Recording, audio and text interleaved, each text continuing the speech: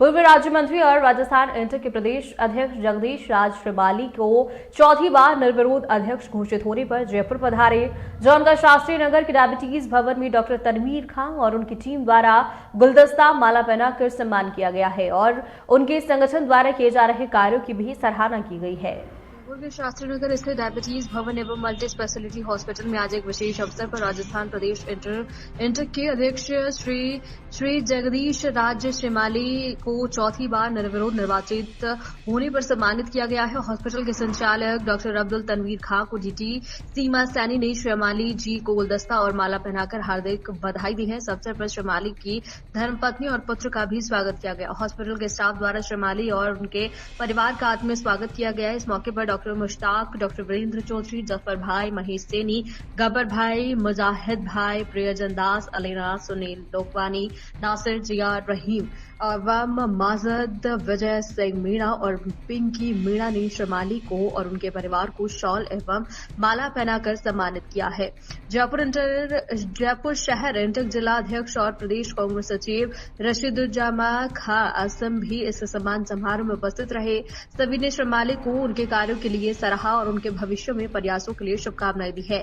श्रीमाली ने भी डॉक्टर तनवीर साहब के कार्यों को सराहा और उनके द्वारा दिए गए सम्मान को लेकर खुशी का इजहार किया है। उनके उज्जवल भविष्य को लेकर कामना भी की। राष्ट्रीय मजदूर कांग्रेस, जिसको इंटक शॉर्ट नेम में कहा जाता है, उसका ब्यावर में 24वां महोत्सव महासम्मेलन मजदूर महापंचायत के नाम से आयोजित हुआ 4 तारीख को, और उसमें मुझे चौथी बार निर्विरोध निर्वाचन द्वारा हमारे केंद्रीय इंटक के पर्यवेक्षक सीनियर लीडर आए थे राकेश जी पांडे, उनके समक्ष प्रदेश के 2,500 श्रमिक प्रतिनिधियों की मौजूदगी में घोषणा की गई।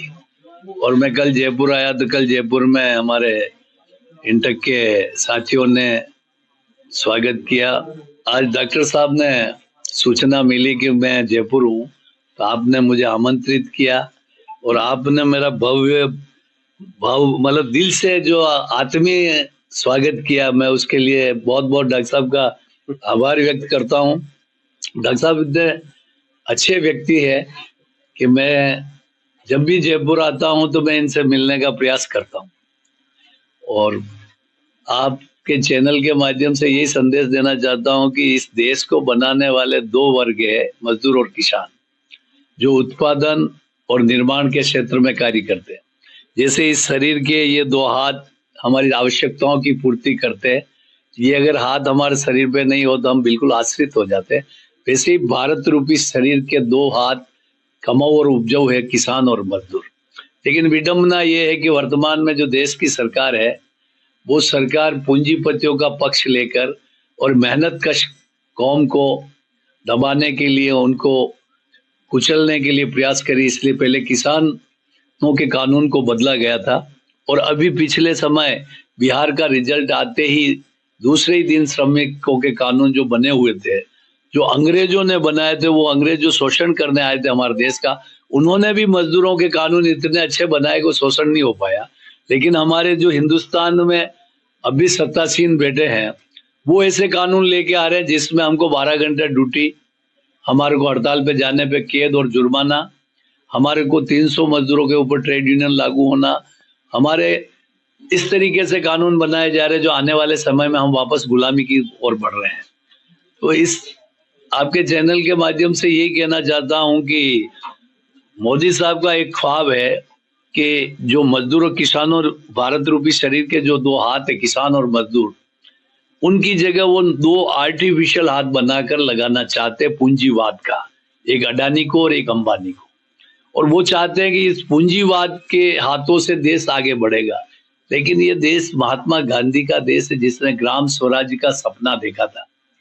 ये सोनिया गांधी ने एक ड्रीम प्रोजेक्ट लेके आई थी, जो महात्मा गांधी नरेगा, जिसकी वर्ल्ड वाइड सराहना हुई कि ऐसी योजना जिसमें गांव में जन्मा हुआ व्यक्ति अपने ही गांव में 100 दिन रोजगार लेगा, अगर रोजगार नहीं मिलता है तो उसको बेरोजगारी भत्ता दिया जाएगा।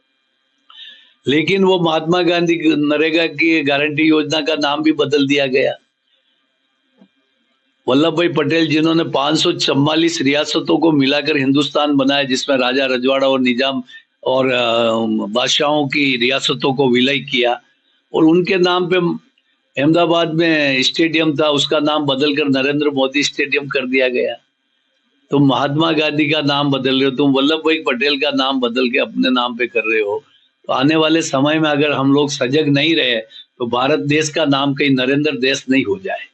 तो मैं यही संगठन इन चीजों पर काम कर रहा है। हमारे चीज मजदूरों की मांगों के ऊपर है, मजदूरों के अधिकारों के लिए, मजदूरों के हक और हकूक की लड़ाई लड़ते हैं। आपने देखा होगा पिछले समय गहलोत साहब की सरकार के समय जब मैं राज्य मंत्री था तब हमने बंद की हुई ओपीएस पुरानी पेंशन को लागू कराया।